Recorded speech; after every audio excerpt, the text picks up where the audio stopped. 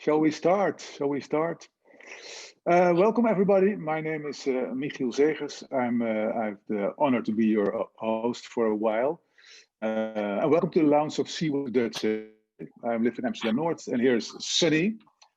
Snow in Washington or in Mexico, we'll see. Snow, not snow here, but a lot of sun, and I think more sun will come in because when you see this book, the sun will cover your hearts, will warm up your hearts. A book written by four authors: Alet Vonk, Fernando Lancer, Juanita Wijnands, and Josara de Sosa. Four professionals in the fields of cross-cultural consulting. I'm pleased to be your host during this lounge, and I'm happy also because I'm a moderator and I like to talk about languages. Gezellig, one of these famous Dutch words. Gezelligheid kent geen tijd. It means we're going to have a good time together. We're going to have a good time together.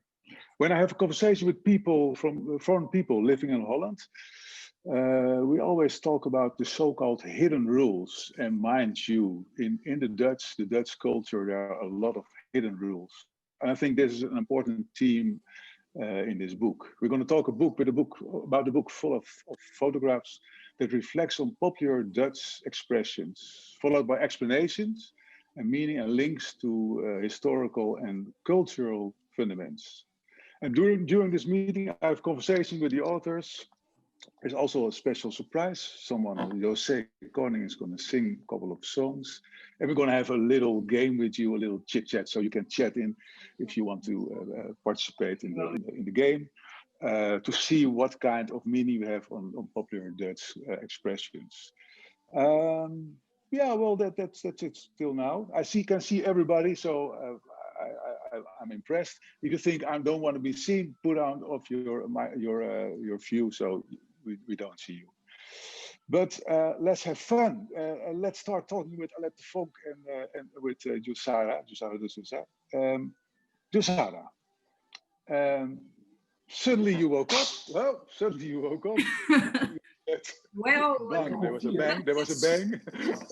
I have a brilliant idea. How does this crazy adventure started? well, it started actually some years ago.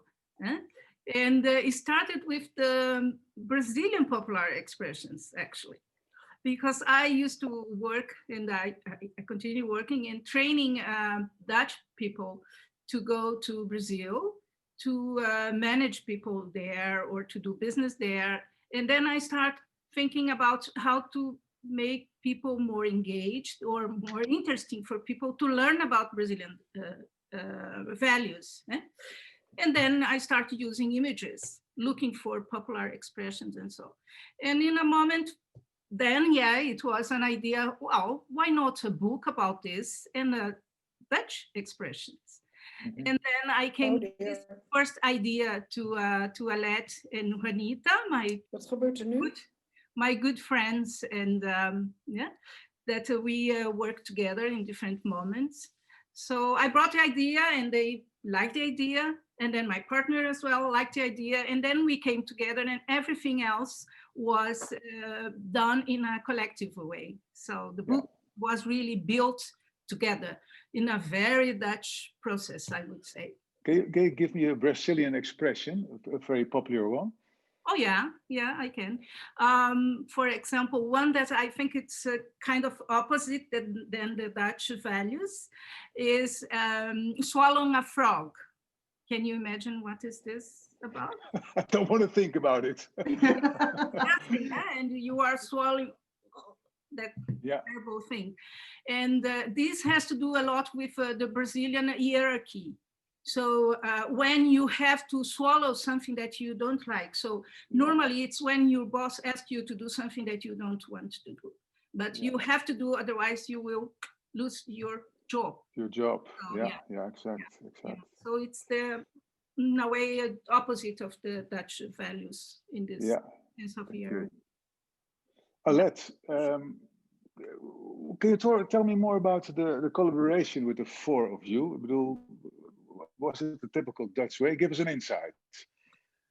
Yes, that was fun.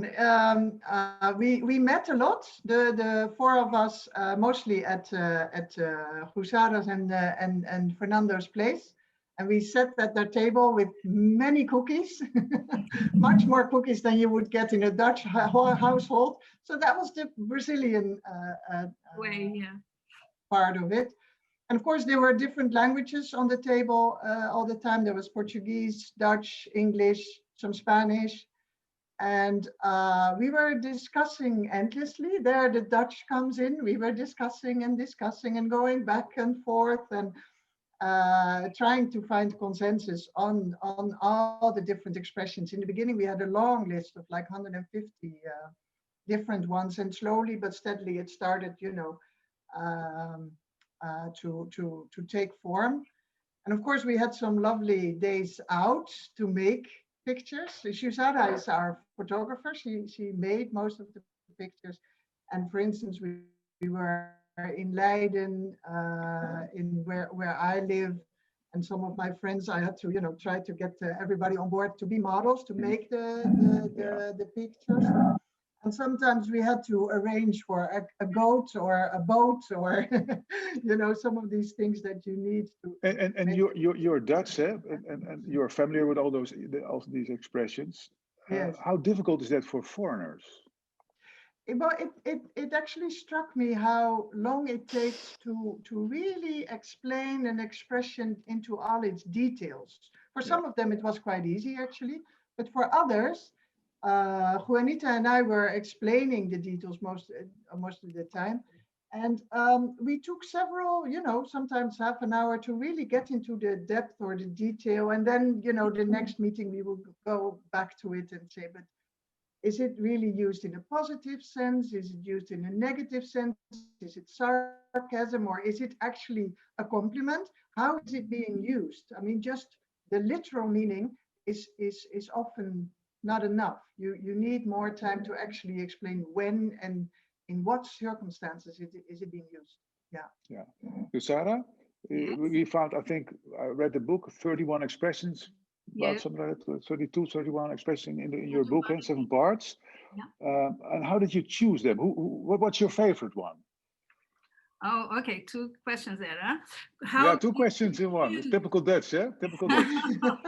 Yeah. How did we choose? We start with a long list, maybe more than 100, I think. And certainly in every language, there's a lot, I think thousands of expressions. But we try first to select some that were really popular, I mean, in use, that people in the daily life, they use. Yeah. And we also try to avoid the ones that could maybe have similar another language. Of course, maybe there's still some, but that we don't know. But we try when we knew, oh, okay, this one in English, it's the same. So we try to avoid, yeah. And I think it was basically that idea. And then also try to see the ones that have a good connection with the Dutch values, because the idea is really through the images that people can really go and understand in more deep way how they are connected to the characteristics, to the Dutch values. So we try also to see some that can represent that. Yeah. No struggle between you and Fernando about this? Sorry? No struggle between the 2 of you? No. Oh, they're locked. Yeah. Oh, they're locked. And for my favorite, my favorite is there was a struggle. There was a struggle. Well, some we recognize that they're really similar to Brazilians expressions, yeah. But then what's your favorite one? Yeah, my favorite is one of in the cover where there's a man, that man, with the head up in the field of wheat, right? Yeah, and this is really my favorite because for this book, normally I like to do more spontaneous photography. And for this book, we had to do some production. You know, we had to do some costumes for monks. We have to do a group of people doing something, yeah? So a scenery or so. And then for this one, it was really spontaneous because we were traveling in France. We were in a city where Van Gogh passed his last days, and we visit his grave. And then behind there was this field, nice field, and we still need to do this photography, you know. So we were thinking about maybe to travel in Netherlands in a place where we could find a field like that.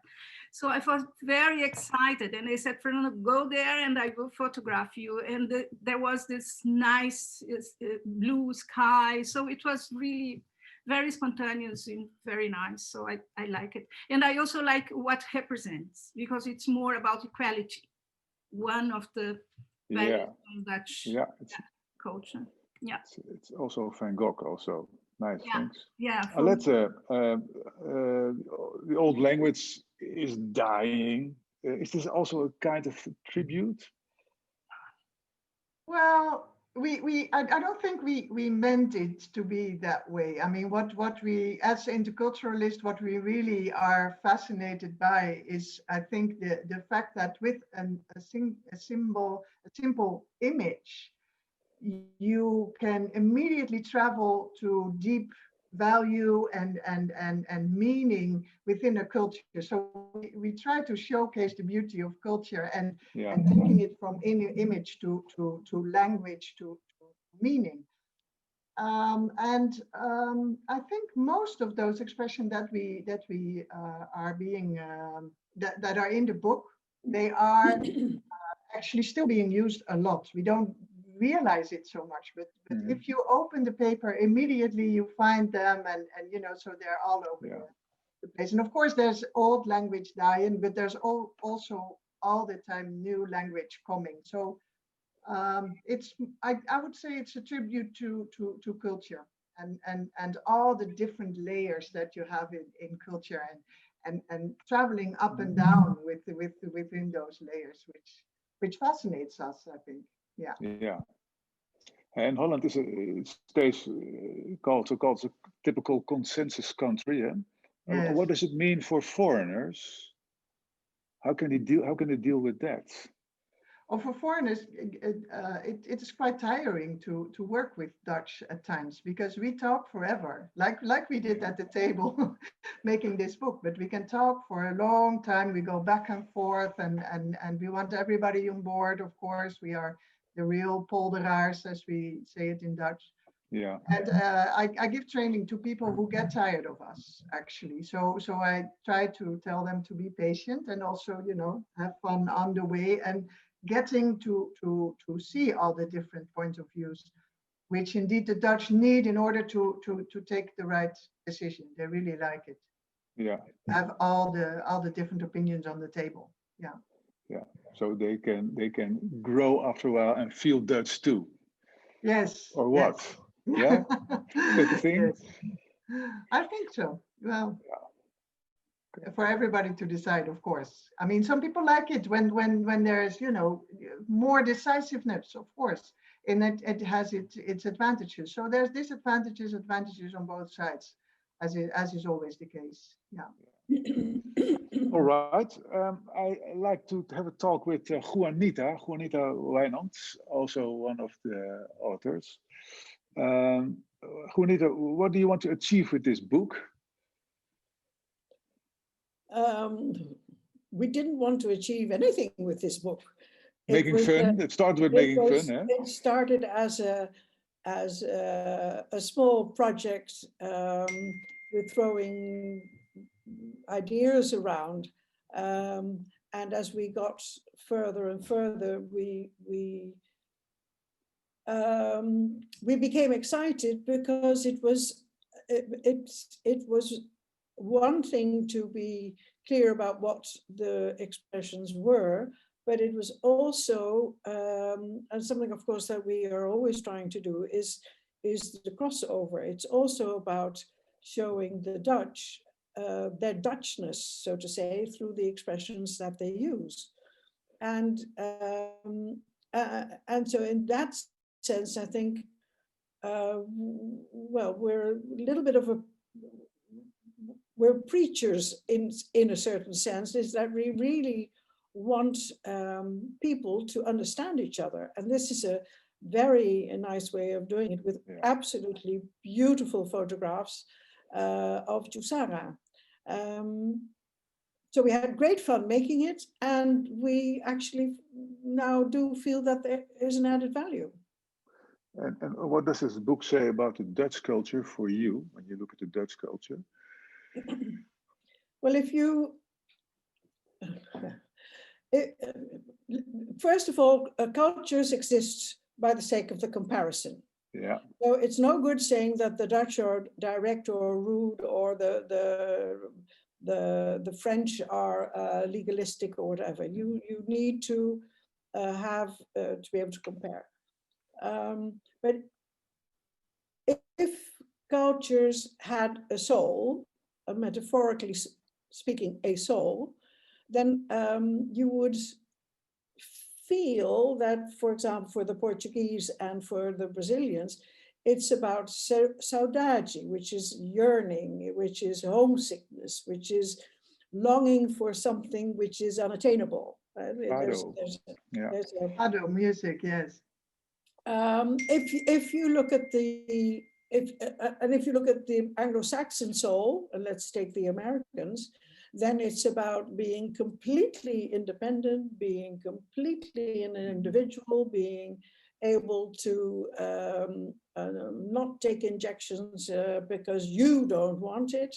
And it's about achievement. It's about going out there and being the best, and doesn't matter how you do it. Like, it's about the result. Like Mr. Trump. Result driven, yeah. And the Dutch soul is a very pragmatic one. It's a very practical one. It's about the here and the now. People in the Netherlands aren't interested in the problem so much, but in solving it. The French are interested in the problem definition. The Dutch want to find very practical solutions in the here and now, and they need everybody to join in there, because it's everybody's A, responsibility, but B, also to make sure that nobody gets wet feet. Mm-hmm. So that's, yeah. So it's a very pragmatic soul. Yeah, maybe Fernando, you can give me a hand and we show some slides. So Gonita can tell us something about it. It's about, first one is about, I think, something about flowers. De bloemetjes buiten zetten. Yeah. Well, this is actually quite a nice one, because the meaning has evolved, has changed a little bit through the ages. Mm-hmm. It used to be an expression about drugs, sex, and rock and roll. If you bloemetjes buiten zetten meant that you went overboard on everything that was not moderate, and it was frowned upon. It was not, you weren't a serious, responsible character. Now it has become to mean just to have fun, to go out and have fun without this heavy connotation of evilness or whatever. The interesting about the photograph is that it's an American who did the Fernando, can you just go back for a second? Second one back, yeah.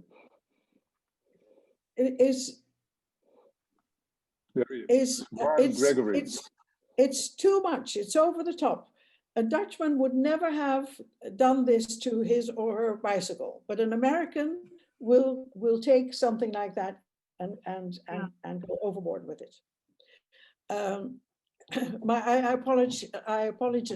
apologize for the Americans in the audience, because there are some. The next one is about Michelle Obama, and basically it says that she was very direct. She didn't beat around the bush, And that's something that the Dutch very much appreciate. And so this journalist says that. And when you see something like that, it means she was open and she was direct and she was opinionated and she was, well, that's geen blad voor je mond. Maybe. And that's really, really surprising, because as a first lady, we have our secrets and also our hidden rules. Eh? Yeah.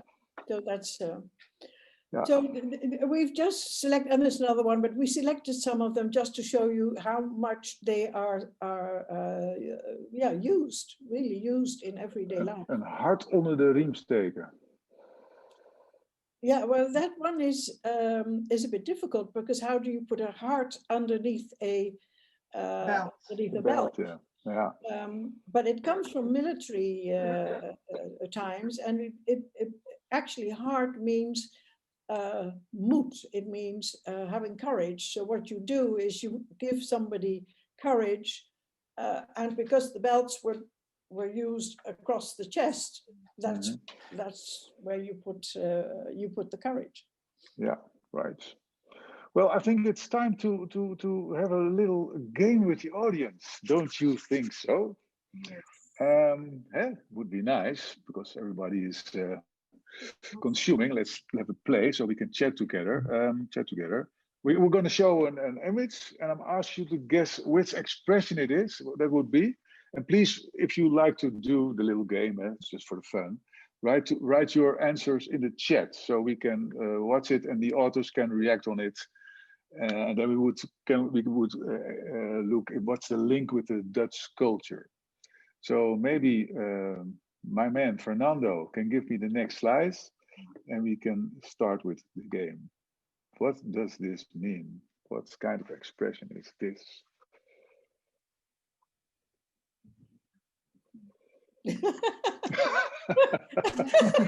Huub van Rooij, wat heb ik nu op mijn fiets hangen? Well, the Dutch, always the Dutch.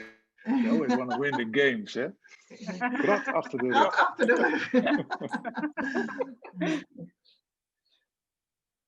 Wat heb ik nou op mijn fiets hangen? Ik dacht paard voor de wagen. Oh, dat is ook wel leuk, ja. Love the box and the content. Parool, hè? Dutch Amsterdam newspaper. Dat heb ik nou op mijn fiets hangen. Ja. Achter het karretje spannen. Ja. Oh, dat is ook een goeie.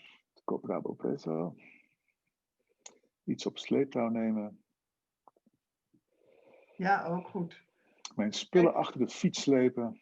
Dat is een goeie. There's one in Portuguese, tô com o rabo preso. Yeah. What do you say, Fernando? What did you say? There's one in Portuguese on the chat. Naira said, tô com o rabo preso. And what does it mean? It means that you've got your ass actually caught in something. Ik zag zootje ongeregeld, een brug te ver. Dutch movie. Well, Alette, which one was it? Which one was it? It was Tell me the next one, Fernando. I actually now, yeah, that's it. Yeah, okay. What's on earth is hanging onto my bike? What on earth is going on? Where does it come from, Alette? Well, this one is actually quite new. Many of the expressions in the book, the first time they were found, it was like from the 15th century or 16th century, or when it was found in writing, that is. We don't know how old they actually are. That might be much older even than finding it in writing. But this one is from the beginning of the 20th century, so last century. And yeah, it's just the fact that we have so many bicycles in these countries, and sometimes, something gets stuck inside or behind it, and you want to move forward, but you can't. So there's something. Then the expression has started to become this one. It's Bruna. It's the daughter of Fernando and Josara. Photographed in Amsterdam somewhere on a bridge, a bridge too far. Yeah. Yes. Is the model. Yes. So we have another one, Fernando.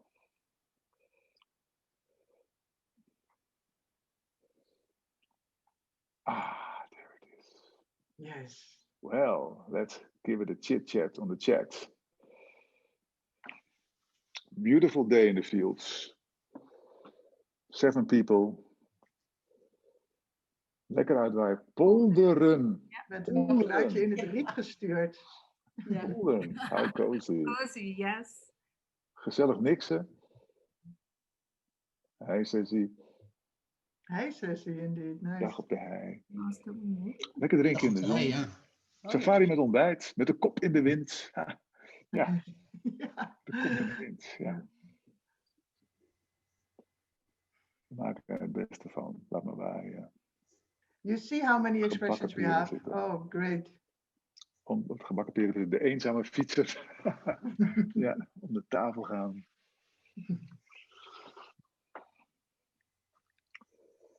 Erop uitgaan. Well, Fernando, give us the one, the right answer. Met polderen komen we eruit. Which polder will come out of this? A polder is a patch of land made out of sea, lakes, lagoons, and rivers by building dikes around an area and pumping the water outside of that area. Jusara, can you tell me more about this photograph? Yes, again. First, it was really nice to do it. They are all Alet's friends, and we were Poland, and we asked them to go there for Poland. Yeah, and that is really the connection with the consensus. So things in the Netherlands are very much discussed and based in consensus. So it was our work. Our work with the book was really, it took a long time. It took much more time than normally we alone would do for a book, because it was really the 4 of us with all the ideas all on the table to get a consensus about what we really think and about what we really thought about one photography and how this photography should be done, and then how where we could do it, and so and so. So this is represents really the consensus in the Dutch culture. Ja, gezellige consensus. Yeah, Happily consensus. exactly. Yeah. Yeah, I think there's time for another one, Fernando. Okay. Yes. De boer met Some kiespijn. people are doing the game already. Oh, zo'n boer die kiespijn heeft. Ja. Ja, it's a nice one. Eh? Nice model also. Eh? Yes, great. Yeah, boer met I don't know whether Raymond is watching, but yeah, wonderful. Zo'n boer met kiespijn. Ja. Ja. George, ja. She wins the refrigerator. Zo'n boer met kiespijn. And In what does it Brazil, say? we have Is it the truth? yellow. Yeah. In Brazil, we have similar, the yellow smile. Mhm. Yeah. You don't want to see the yellow normally, eh? No. That's what it is about, eh? Yeah. He smiles like a farmer with a toothache. Yeah, nice one. Is there time for the last one? What do you think? Time is running when we're having fun. Gezelligheid kent geen tijd. Nog eentje? Yeah. Yes. Ja?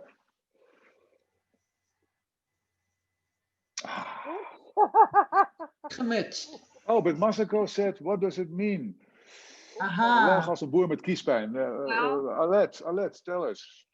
Yeah, lachen met een boer met kiespijn. So it means that somebody is laughing like a farmer with toothache, and it means that the person actually is can't say much back, has been defeated more or less, or there's a joke on his or her expense, but you can't really talk back at that moment. So you better just take it as it is, and go along with the flow, and then we can continue like that. That's what it means. Yeah. If you have courage, later on you can talk about it with the one who was making a joke of you or brought you in that position. Eh? Yeah. Also, Yes. good remark, Masako, because we already went to the next one. Thank you. Last one. So the three purple people. Gelijke monniken, gelijke kappen. Yeah. Oh, Melinda. Yeah. Yeah. Yeah. Yeah. It is. Well. Let's give us the answer, Fernando. Monks alike, hoods alike. Identical monks, identical caps, hoods. Juanita, what does it mean? Where does it come from?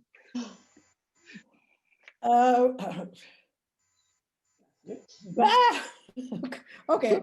Purple glasses, purple caps. It means basically it means that everybody is not so much equal, but they should all be weighed equally, valued equally. And if people are valued equally, they need to be treated in exactly the same way, and without any differences in status or wealth or whatever. And it is also very much part of the lots of foreigners see the Dutch as very collective, which is not the case. We're individuals, but we associate ourselves with others with similar ideas, and that creates a collective outlook, so you will. And it means also that in such an environment, you are expected to treat everybody exactly the same. And that's what it means. It is one of the high principles of the Dutch, that you should see every individual as a unique individual, and therefore they should all be treated equally in the same manner. I think it's time for a little bit of music, and we found José Koning to bring in some music, and she's going to sing two songs. Dutch singer, composer, also singing Brazilian, well-known Brazilian music. She sings fado, Brazilian fusion. But today she will start with an very old song from Leonard Nijg, written by Leonard Nijg. Verdronken Vlinder. I don't know where José is. There she is. I'm here. Then you're there. Maybe Hello, you can introduce. Hello, José. José, I would say José, but it's José. Nice you're here, and nice that you can sing some songs for us. Yeah. When I was asked to sing something at this book presentation, it has to do with Dutch language, and I thought it would be a good idea to sing some Dutch poetry. You already mentioned Leonard Nijg, and he was the one that brought poetry to pop music. Before, songs were very stupid, like in the postkoets, I don't know, all these nonsense, not interesting songs. I think many of you know them. Maybe you know, or Kleine Kokette Katinka, you know, these songs that don't have any emotion or anything, just stupid. Then Leonard came and he brought the poetry to Dutch. And Leonard was my first husband. I was married to him for 12 years. During that time, I was only singing Brazilian music. I was not very much interested in his songs, but he passed away in 2002. And then I decided, well, it's now or never. Let's sing his songs, his lyrics. And this is one of my favorites. It's called Verdronken Vlinder, Drowned Butterfly. It's about a youngster who sees a butterfly drifting in the water, drowned, and he gets very, very sad, and he wonders what's the use in life. And then the end of the lyric is that he is very positive and no nonsense. I want to live. I want to be happy. So I have this accompaniment in my computer. I'm singing in my laptop. I have lyrics here, but that is probably very hard for all of you to read. I don't know. Can you read this? No, not possible. But we're going to listen to you. Okay, I will try to be very clear in my singing. Yeah. Here it It's comes. now, it's now or never. Hè? It is. It's verdronken vlinder. Yeah. Now the computer has it. Can you hear this? Yeah. Very well.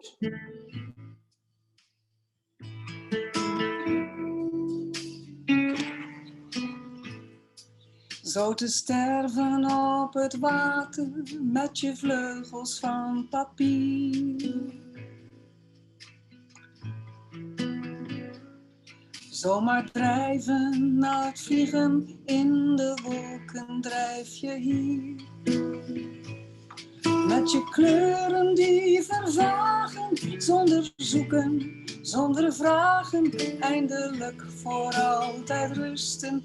En de bloemen die je kusten, geuren die je hebt geweten, alles kan je nu vergeten. Op het water vlieg je heen en weer.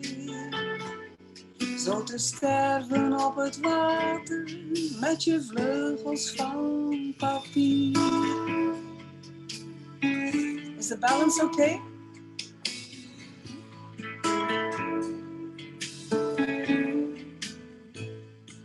Als een vlinder die toch vliegen kan, tot in de blauwe lucht. Als een vlinder altijd vrij voor het leven op de vlucht. Wil ik sterven op het water, maar dat is een zorg van later. Ik wil nu als vlinder vliegen, op de bloemenblaren vliegen. Maar zo hoog kan ik niet komen, dus ik vlieg maar in mijn dromen. Altijd ben ik voor het leven op de vlucht. Als een vlinder die toch vliegen kan, tot in de blauwe lucht.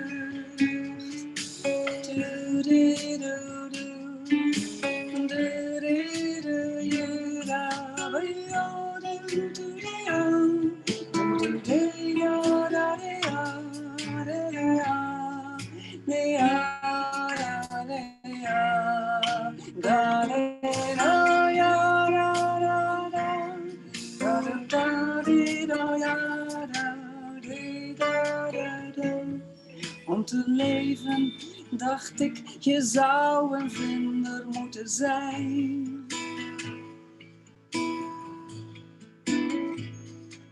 Om te vliegen, ver weg van alle leven, alle pijn. Maar ik heb niet langer hinder van jaloers zijn op een vlinder. Als zelfs vlinders moeten sterven, laat ik niet mijn vreugd bederven. Ik kan zonder vliegen leven. Wat zal ik nog langer geven om een vlinder die verdronken is in mij?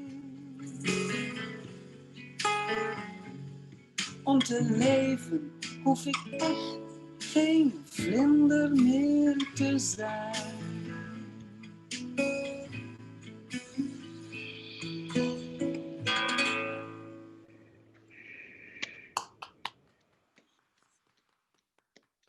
Hij was zijn tijd ver vooruit, Lennart Nijg. Zullen we dat nog steeds zeggen maar weer en concluderen? Dat blijft hij. Er is Ja. hij is niet geëvenaard. Nee, ongeëvenaard. Kippenvel hier op mijn armen, terwijl de zon aan het verdwijnen is. Je hebt nog één zong heb je. Hè? Heb je nog één zong of zeg je, dit is mooi, hoe zitten we in de tijd? Kan het nog voor iedereen? Silencio in Amsterdam hoorde ik opkomen. Hè? Dat is still silence in Amsterdam. These are period where we are living in. Would you like to do it for us? Yes, I will. Yes. I want to. Okay. Yeah, this is the other poet in Dutch music, Ramses Shaffi. Wrote it originally, and he is walking at nighttime through Amsterdam, and he is happy to be on his own and nobody to see. But at the end of the song, he wants to see somebody. And this song I recorded in Brazil. It's on my album, recorded in Rio.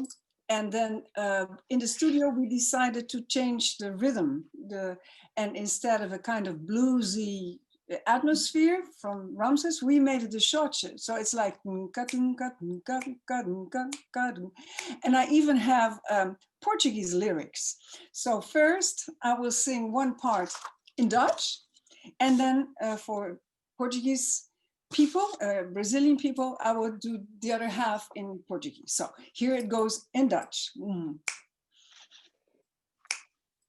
Het is stil in Amsterdam, de mensen zijn gaan slapen. De auto's en de fietsen zijn levenloze dingen. De stad behoort nu nog aan een paar enkelingen. Zoals ik, die houden van verlaten straten. Om zomaar hardop in jezelf te kunnen praten. Om zomaar hardop te kunnen zingen. Want de auto's en de fietsen zijn levenloze dingen. Als de mensen zijn gaan slapen.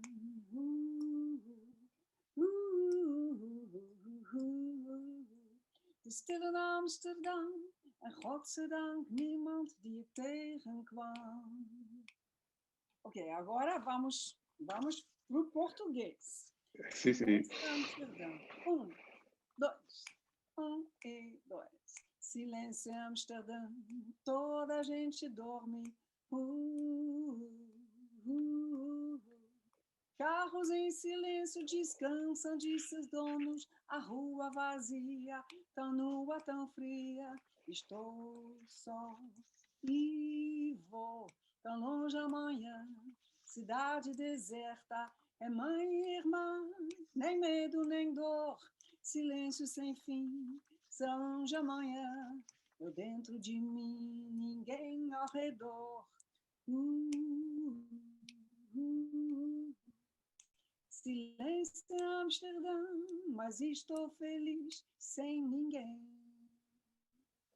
Tá bom. Well, with the next book exploration, you will be our new guest again, José Koning. Very nice. Thank you very much. I hope it will be live. Yeah, it would be nice if it would be live. Yeah. Thank you very much. Thank you very much. My pleasure. Enjoyed it. A little bit fusion, also old history, also in language. Thank you very much. 3 crazy women, but one man. It's called Fernando Lancer. Fernando, you're the 4th author. I'd like to talk with you also a little bit. Is that okay for you? Yeah, sure. I was trying to run away. How slipping away. How was this process for you with these 3 women? How was this for you? Well, there's a saying from the Italians, Michiel. They say that there are 2 ways that you can argue with a woman, and none of them work. No perdere la calma, eh? So, girls, the book is ours, right? Thank you. What did you especially learn for after finishing this book? What did you learn? Well, what I learned is that we first thought that the book would be directed towards a expat audience in the Netherlands, and foreigners coming to visit the Netherlands, people from outside who wanted to learn more about the Dutch culture. And what I learned as we discussed the different expressions, and we talked to some people, and we asked for some to give us feedback on the book, that the book was actually very interesting for the Dutch themselves, because it was like looking in a mirror. They could see their culture in the book. And there's a lot of interest in the book also from the Dutch audience, which is something that I had not expected. And well, I'm very pleased with that. And when you look in the mirror, which expression comes close to you? The one I like the most is boter by the vis. What does it mean? Yeah, because it is about, okay, let's stop the poldering and let's get down to business. Let's do something. Yeah. Yeah. That is close to my heart. I enjoy the discussions, but then I want a conclusion. Okay, so what are we going to do? Yeah. But is That it is typical what- for your identity? Is it typical for your culture? No, this is something unique to the Dutch culture. I've never seen it anywhere else. That's What also you why like. I like it. Yeah, right. And why should people buy this book? I think they should buy if they want to learn more about the Dutch culture, if they are not Dutch. And if they are Dutch, it's a look in the mirror. It's an opportunity to be aware of what being Dutch actually means. There's been a lot of discussion in the Netherlands about what does it mean to be Dutch. And I think this book helps people to understand that. It's a little bit of what it means to be Dutch. You can find a little bit of it in the book. Right. Thank you very much. Thank you very much. Well, when you have fun, then we're on the right time, right moment. I want to introduce two talented ladies operating all over the world. One of them is Yvonne van der Pol. Maybe you can show us the slide, Fernando. And that's Jose, also a talented woman. But Yvonne van der Pol, she was writing the foreword, and I worked with her a couple of times. And I always remember one of her mottos as a coach or as an intercultural moderator. She says always, I want to talk with strangers so I can hear myself and my reflections. And that's a very nice motto. Yvonne van der Pol, thank you for the foreword. And Bruna Zosa, she was modeling also in the book. Wat heb ik nou aan mijn fiets hangen? But she also made the cover design, and she's a multidisciplinary designer, an artist, and a photographer. So thanks from the authors to Yvonne and to Bruna. And then there were some people. Great photo of Bruna, someone said. Lorraine Keu to everyone. The 5 Musketeers, and 5 friends, I think, from the authors, and they gave fabulous and very good feedback on what they were doing. So they were also kind of a mirror for the authors, Felix, Lotsna, Sirius, Marie, Christine, and Tom. And then, of course, there were a lot of models in the book. De boer met kiespijn komt weer terug. And especially, of course, Chiara and Guus, the 2 animals who were there in the book. You will find them in the book. So in a way, this is the end, my friends, the doors, but that's another story. I think this book is what Fernando said, is a great mirror. Maybe you can show the book. It's just came in the house today. Arrived today. It's yeah, it arrived today. That has It's a proof. Those are the new ones. Then, yeah, just arrived. So what Fernando said is nice. It's a mirror, and watch in the mirror, and watch every day in the mirror, and see what's going on in your life and with people around you, what's going on in society, and how can we give each other a hand to connect and make new connection and make us happy again, or still happy, also in these bizarre times. Well, I think thank you all for being your moderator, your host, and thanks all to all the people. I see Arlette with her hands up. What's up? Yeah, there were a few questions on where to buy it. Well, the slide is up there now, so that's good. And there's a Kindle version on Amazon already. The print version will come very soon on Amazon. They had some issues, so we were a bit behind, but in a few days, it's also in print version. And there's a print version, which is a bigger one, on Blurb. Yeah. So there's actually 3 versions that are available. And great. People will see it, will buy it, see what the Dutch say. And thank you all for a busy time of the year being around with us. Have compassion, be grateful, have love, be mild, and now and then whisper some lovely, lovely words in your own ears, because it's necessary. Thank you all for being together. Thank you all. Thank you all for Thank coming. you all. Thank you, Michiel. We had Bye. 95 people, so thank you all for coming. Bye. Have a good bye. Congratulations. Bye-bye. Congratulations on your book. Thank you. Bye Thank you. bye. Thank you. Thank you. Thank you, Jose, once again. Thank you very much. Thank you, Michiel, for your support. Thank you Of course. for hosting me, Hill. It was fun. It was fun. Bye. Thank you. Bye. Bye bye. Bye. Bye-bye. Goeiedag.